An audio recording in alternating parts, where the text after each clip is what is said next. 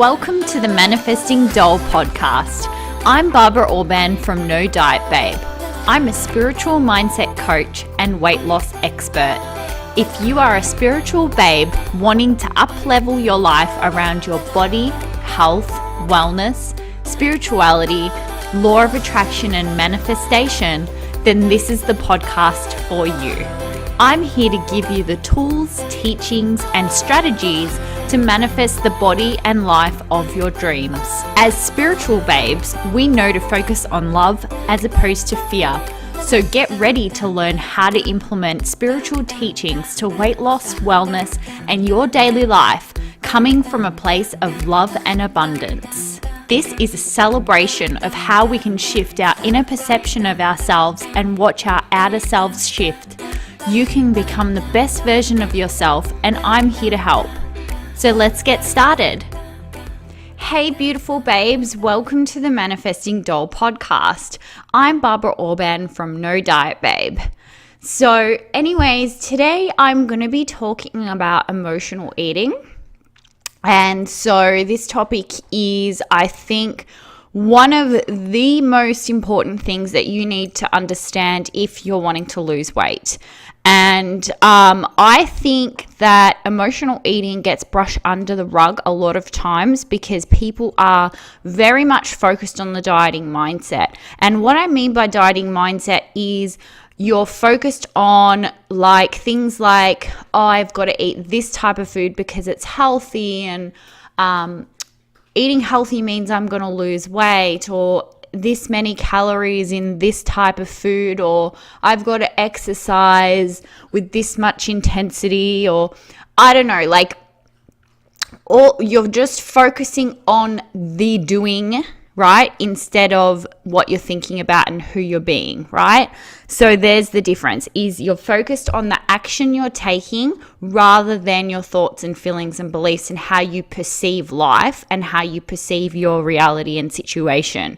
And emotional eating is all about psychology. And that's what I mean by thoughts, feelings, and beliefs. We're pretty much diving into the mindset and the psychology because your brain, your mind governs everything you do. So when you wonder why you have set a goal for yourself and you can't achieve it, your brain again comes up with reasons why, such as I'm not meant to be slimmer, I'm meant to be a heavier weight, this is my set point, or it's my genetics, or I'm too busy, or whatever your brain comes up with to try and make you feel better about your situation.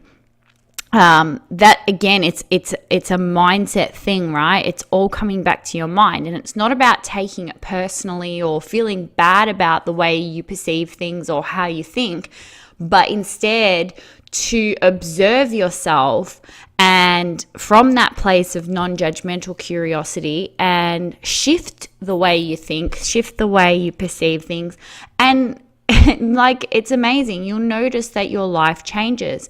And I'm not talking about an overnight change or like over a couple of weeks. I'm talking about months, sometimes even years, that you notice your life is completely different. Your reality is completely different. The way you are in certain situations is completely different. And when it comes to emotional eating, what I'm talking about here is that you can go from a person that feels like they have no control over food or no control over the ability to lose weight to losing weight and finding ease around food, having a good relationship with food, feeling satisfied, yet also having the body that you desire, right? So that's really what I'm all about. If you follow me and listen to my podcasts, right, you know this. Your brain is sometimes going to also come up with reasons why it can't work for you or why it can't be that simple, etc., etc. But anyway, I've gone into that in a couple of other episodes, but today I really want to talk about emotional eating. So what emotional eating is really is that it's when our hunger has been conditioned to something other than hunger. So some of you might think of the word appetite. So somebody might have a large appetite, but they're not actually genuinely hungry. And this is coming from our brain and the reward system in our brain. So when we, for example, like you can become addicted to things. Like I'm a lot of the time addicted to my phone, or you might get addicted to like a lot of different things on a subtle, very, very subtle level, right? But whenever you like receive a text message, or like you get, I don't know, something pleasurable happens, maybe you for example, with food, it's like you eat something that tastes really good and it makes you feel good and releases dopamine in your brain, right? So that's what I mean by the reward system. The reward system in your brain, when you feel pleasure and these hormones are released in the body, that elicits a reward system, like a response in the brain. You're being rewarded for having that food. And it's a relationship that is, to a certain extent, when, you know, you have the craving, you eat the chocolate, and then that's it. Like, it's gone. The craving's gone, and you're a person that doesn't want to lose weight. You're a person who eats in moderation or whatever. Then emotional eating is fine. I don't really worry so much about emotional eating anymore, because like the level at which my appetite's so different to what it used to be, and there's no way that I would worry about, you know, wanting to eat less. No way. So it's different when you're a person that wants to lose weight. If you're a person that wants to lose weight, you want to have a look at your conditioning around food. It's really important, because the conditioning around food means that your trigger, like I was talking about in another episode, your trigger might be something other than hunger.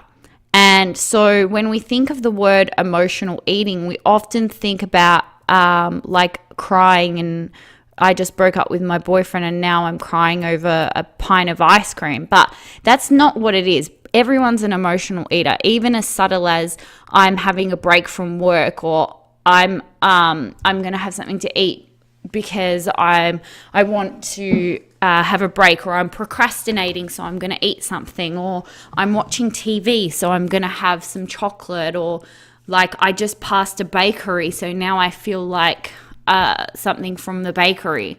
You know, it's any kind of conditioning that isn't hunger is what I call emotional eating. So it can be triggered by environmental. You might see an ad on TV and suddenly you're hungry, right? Or everyone else around you is eating, so you eat because you feel the pressure, like the social pressure to eat, right? It's pretty much when you let your brain and your thoughts govern your eating rather than tuning into your body. That's how I see emotional eating. And I see every single woman that wants to lose weight doing this. And it's funny because on one level you hear me say, listen to your body, you can trust your body, and eat what you want, right? And that's true. But you have to understand that I'm referring to the body and your stomach, not your brain, and not emotional eating, because emotional eating is when you get a thought in your head that you want food, but you're not actually hungry. And it can be very deceiving because you'll think that you're hungry. And the most interesting point for me in my emotional eating was when I was seeing a therapist. I was seeing a psychologist for a long time. I was seeing her every week, and she was helping me with my anxiety and depression and situations going on in my life. And I was also talking about food and dieting and how I was having trouble around that. And I was saying to her, you know, that I'm constantly dieting and I'm really sick of that mentality and blah, blah, blah. And then I'd say, you know, we'd talk about how much I'm eating and the issues that I'm having, and why that I feel the need to diet. And, you know, I said to her, I'd have breakfast, and then I'd be counting down the hours till I could eat again. Even though like I had enough to eat for breakfast, I'd be counting down the hours. Like, when am I allowed to eat again? That's how I used to think. That was my relationship with food. When am I allowed to eat again, you know? And then I would want to pretty much eat a second breakfast, like anywhere but from an hour later to 2 hours later. I'd have like, and I'm talking like I would eat like 2 pieces of toast, and then within an hour or two I'd feel like pancakes, and then I'd have like a couple of pancakes. Like, it was ridiculous sometimes, like how I was compared to now. And it isn't about feeling bad about, you know, how much you're eating. I don't want anyone to feel bad about how much they're eating, because you've got to be where you are. You've got to start where you are. I had to do that, and you have to start where you are right now, not comparing to what I do right now. But the thing is that my therapist was like, you're not actually hungry. That hour or two later, you're not actually hungry. That's emotional eating. And, you know, hearing that from my therapist was finally like a switching point for me, because I was like, oh, but it feels like I'm hungry. And she's like, no, you're not actually hungry. That's emotional. And it's funny how like your ego will trick you, and it comes up with things even now where I notice the ego is so subtle sometimes in convincing you to keep doing the sabotaging behaviors. And that's why being the observer of yourself is so important, because you've got to catch these moments when you're doing this, right? Because you'll be like, oh, I'm having this craving, and then you'll justify why it's okay to continue emotionally eating. But you're also having to balance that with not resisting the craving. And that's really what I talk about in my courses. I go in a little bit deeper in manifesting weight loss, and more so in the No Diet Babe Academy. The No Diet Babe Academy is much more focused on the psychology of eating, and deeper into emotional eating. But it's really about knowing what to do in that moment when you have that craving. Now that I've said that, like, I just want to say that emotional eating as a whole, when you're not just the subtle ones, because I wanted to talk about kind of like when you're a subtle emotional eater, you're eating food in a way that's not able to get you to lose weight, and then you turn to dieting, such as cutting out carbohydrates or going to the extremes, instead of looking at your conditioning around food and lessening your triggers to make it easier to make your portions smaller and to limit the amount of times you're eating excessively, and so that so limiting the times that you're not putting yourself in a calorie deficit. So putting yourself in a very slight calorie deficit, like I said, long term is the easiest way to lose weight. And it doesn't mean you have to count macros, doesn't mean you have to count calories. It could be as simple as doing what you do now but eating slightly less, right? Eating slightly smaller portions and being very intuitive around looking at where your triggers around food are and questioning whether it's real hunger or if it's fake hunger, right? It could be as simple as that. But or it could be that you want to count macros and you want to do that, or some other way you want to follow a meal plan or whatever. But the solution gets to be easy. It doesn't have to feel hard. The thing is around like really subtle emotional eating is that people just don't even know that they're emotional eaters. And that's what my mission is, to actually say, hey, woman, like, you shouldn't be doing keto or whatever. You should just actually understand your conditioning and your triggers around eating, and that way you don't have to go to an extreme extent, right? But for the women who actually genuinely already know they're emotional eaters, you're really struggling, you're a binge eater, right? You're in a place where you feel uncomfortable with yourself, right? And you can't get out of that from that, because right now you're a vibrational match to that emotional eating, right? You're a vibrational match for me. If I think back to what my energy was around life, around food, around my weight, was depression. It was heaviness, right? The energy around it was heavy. I was feeling lethargic and shit about everything. Not that you never feel lethargic. Like, I can feel lethargic these days too. It's not that. It's that I was adding extra layers on top of my emotions. So everybody feels emotion, right? There's nobody around here that doesn't feel negative emotion. But the problem is with depression and things like that is that we're adding extra layers on top of that because we feel bad about having that emotion. We judge ourselves for having emotions, right? And then on top of that, what happens is that we use food to avoid facing those emotions. And you might have been conditioned at a completely different time of your life. So you might have been conditioned as a child, or you might have been conditioned even as an adult. You've gone through a tough time, and food has been this subtle thing that you've suddenly increased. So you've put on weight in a short amount of time, or your portions have suddenly gotten bigger, your appetite's gotten a little bit bigger. That's emotional eating, right? That's emotional eating. And so you have to look at what's triggered that. You have to look at the thought patterns behind why this is happening.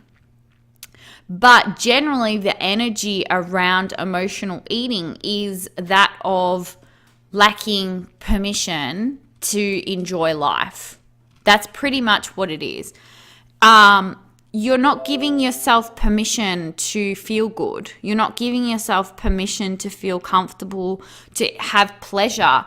And for me, a lot of it was around not giving myself permission to enjoy my body because I didn't think I was good enough, or that I had to only feel confident when I was at my peak, or like I looked at my best, or whatever, when I was like successful at dieting, to not enjoy my body even if I was having like a fat day, or I was feeling a bit bloated, or like that feeling of not deserving to feel good, right? Or like when you start putting on weight, and then it just perpetuates because you're like stuck in this place of, oh shit, now I'm putting on weight again. And then it just perpetuates, right?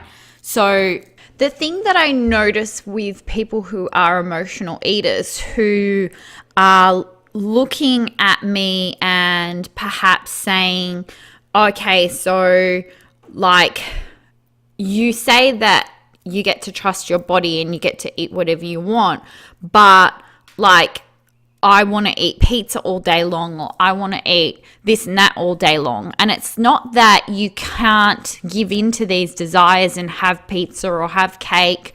It's just that your idea around how much you want those things changes. And that's really what I'm talking about here, is that recovering from emotional eating or focusing on your conditioning around food doesn't mean that you deny yourself of things, right? What happens is that the amount of times that you want things changes, your appetite changes, because you've changed your conditioning around food. That's the ultimate goal, because you don't want to have to live in the dieting mindset. You don't want to have to put yourself through torment, and that's hard. Having to use willpower constantly and be like, no thanks, I'm not going to have that cake even though I actually want it. No thanks, I'm not going to have that pizza even though I actually want it. It's not about denying it constantly. It's about coming to a point where you genuinely don't feel like it, or when you do feel like it, you only have enough of a portion that doesn't jeopardize your weight or cause your weight to fluctuate. Or if you're trying to lose weight, you're able to control the food in such a way where you're in a calorie deficit, so you do actually lose weight, right? And that's what recovering from emotional eating is all about. It's about getting to a point where you feel satisfied around food, even though you're having smaller portions and you're not eating a large amount of food. Therefore, you don't have to diet anymore because you naturally don't feel like eating copious amounts of food, and you genuinely don't. You might have a craving and you satisfy it with a small amount, and then you don't feel like anymore. That's what the goal is here, because then you get to enjoy your life. You're not thinking about food all day long. You're not in this place of life is hard. You're just naturally able to control your weight, and food is easy. You're just like, I'm hungry now, I'm gonna eat. I'm not hungry right now, I don't want to eat. And that's exactly how simple it gets to be, right? But in order to get to that place, you have to look at the conditioning around food, and you have to look at the triggers and why you're eating, right? You have to ask yourself like why you're eating, and looking at the conditioning around food. And it basically comes back to your catastrophe thinking. That's really what it comes back to, is the energy of feeling powerless and feeling like you can't control your emotions, so then you have to eat. And you feel discomfort in certain situations, so instead of feeling the discomfort or feeling the emotion, you feel hungry. And it gets to a point where that's just automatic, and you just feel hungry, and you've gotten used to just feeling hungry every hour or every 2 hours, and that's just how you manage life. Like, you have breakfast and then an hour later you're snacking on some chips, or you're having like 10 cups of coffee a day, or whatever it is that you're doing that's jeopardizing your ability to lose weight, right? The thing that I was trying to say in another podcast that I said I'd cover today, because I think I was talking about the energy around feeling hard, and I was saying something about that, and then I said, but you gotta get comfortable with discomfort. And it's like, I want to elaborate a little bit on that, because a lot of the time things might sound contradictory, but it's about understanding the essence or the energy that you need to be in. And I'm sure anyone who's a manifestation teacher will understand what I'm trying to say here, is that it's like you've got to find the vibration to be on, the right vibration. And I can describe it in such a way that it may sound like, wow, you're saying one thing and then I've got to do another thing, but it's about understanding all of the different variations of energies and putting them together, and then feeling the essence of what that means. I hope that makes sense. I think, because I always think in terms of, I feel in terms of energy, like I feel a certain way about food that's shifted, like the energy around it has shifted, the energy around my weight has shifted, and therefore the relationship to it has shifted. And it's the same with relationships, it's the same with money, it's the same with anything that you're wanting to manifest, right? But in terms of getting comfortable with feeling uncomfortable, what this means is, when you're an emotional eater, you resist emotion, right? So you're in a pattern of resisting something. And I don't mean, so there's some people who might be subtle emotional eaters, right? But they're extremely successful people, right? And you might be somebody who's done even a lot of work around money, but you're struggling with food. So it's not like it applies to everyone at the same level, right? Because it can just be that you have done massive work around your life. You have done massive work around your conditioning on certain things, but you're still operating in the dieting mindset, and you haven't yet established a relationship to food that's intuitive, but also not operating, because some people can think they're intuitive eaters, but they're emotionally eating, right? So then you might be at a point where there's just some subtle shifts to make around your relationship to food. right? So with getting comfortable with feeling uncomfortable, I've had to learn that in terms of other things now other than around the emotional eating. So I think that overcoming like certain limiting beliefs and in order to manifest certain things, there is an aspect of having to get comfortable with feeling uncomfortable. Why? Because otherwise, if we stay in that comfort zone, we don't ever grow. But the problem when people are emotional eaters or they use food to feel better, they're already feeling a lot of discomfort in their lives. So how could they possibly have any more discomfort? And it isn't about being disciplined and saying, oh, I need to feel uncomfortable all the time. Rather, it's about assessing your life as a whole and looking at where you can feel more pleasure in places other than food. And it could be that you already have a lot of pleasure and perhaps you just have some minor tweaks that you need to make about maybe you have a bit of guilt about doing nothing and then you fill up the time with eating. Like maybe you procrastinate and in order to feel busy and feel like you're being productive, you get a craving or a desire to eat because you're like, I need to fill in this time. Or maybe you're just operating from that dieting mindset and you fear hunger so much that you need to eat every few hours to avoid getting too hungry because you have this belief that hunger is bad or that I can't control myself when I'm really hungry, right? And so you've got to work on these little things. Emotional eating is a very individual thing. It's very much about the individual and what's going on in their heads, right?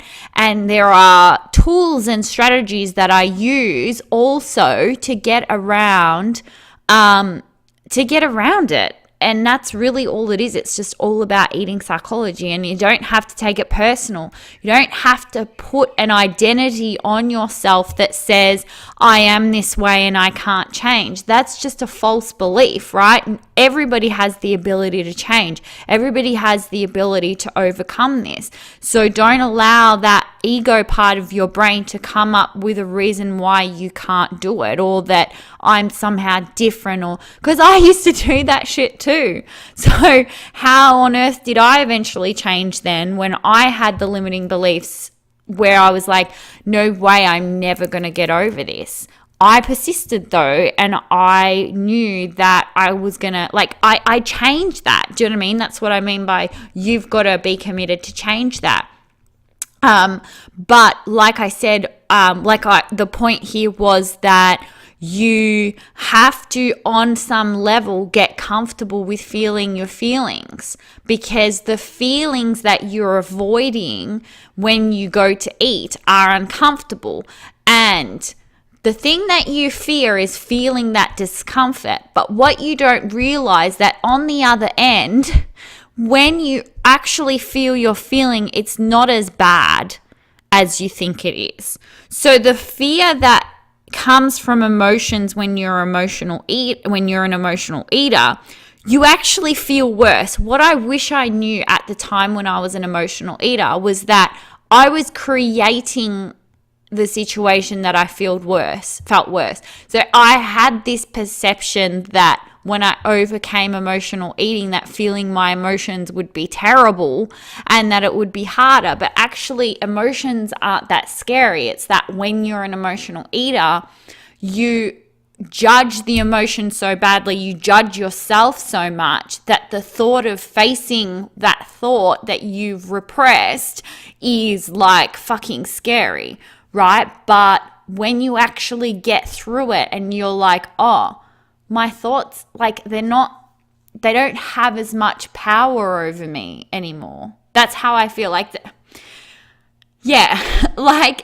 If you're an emotional eater and you're in that place right now of, okay, so I've tried to face my emotions and it's scary, and then you give up and you go back to the place of turning to food. Like, you want to take it at your own pace. Like, you do want to allow yourself that room to grow at your own pace. But at the same time, I want you to know that when you get to the other side, life will feel better, and you want to keep on pushing to not rely on food in such a way, because life will be happier. When you think that you've got to eat a block of chocolate to feel happy, like to feel better, and then when you think, oh, how am I supposed to feel satisfied or feel good without that block of chocolate every night in front of TV or whatever you're binge eating on or whatever you're doing, you'll feel better. When you're an emotional eater and you're using food to cover up your feelings, trust me, you feel worse than when you are no longer using food. Like, comparing me knowing what life was like when I was a chronic dieter / emotional eater, and I was bouncing between the two of, oh, I'm going to avoid carbs to cover up the fact that I want to eat all the time and I can't trust my body, and like carbs make me fat because I've got a large appetite, to I just trust my body and life is easy and I'm just feeling my emotions and I'm connected to my genuine hunger now because I've undone that conditioning around food, right? It's easier where I am now to live life. Like, life around food is easier than it was back then. So just know that if there's any part of you that comes up in that moment, like, oh, I've got to feel this little bit of discomfort right now, just know that that's temporary. Like, when you, like anything, it's that point where you've got to grow, where the growth feels icky and the growth feels uncomfortable, and you have a part of your brain that's catastrophizing it and going, it's going to be like this forever. You have to identify that thought and know that that's just a thought and it's not reality, because it's not like this forever. Every time you feel a feeling, there's a part of you that's catastrophizing it, going, this is going to be forever. And that's the part that you need to identify and shift and go, oh shit, no, feelings are only temporary. This is only temporary. Everything's going to come out from this. Everything's going to be fine. And that's part of learning. Emotional eating is so much deeper. Losing weight is about emotional intelligence, right? It's not about nutritional knowledge. It's not. Like, there's actually science behind this. I've seen scientific articles where they did studies on people that had nutritional knowledge that weren't able to lose weight compared to people who had emotional intelligence, right?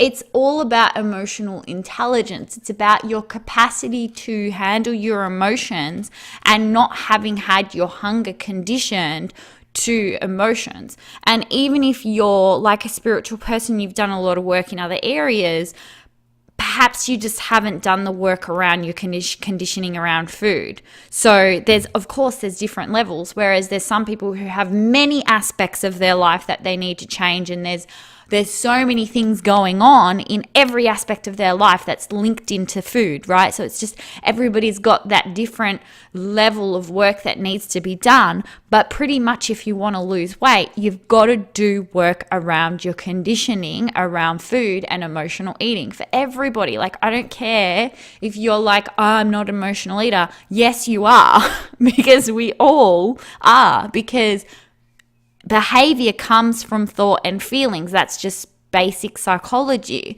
And your behavior comes from a thought pattern.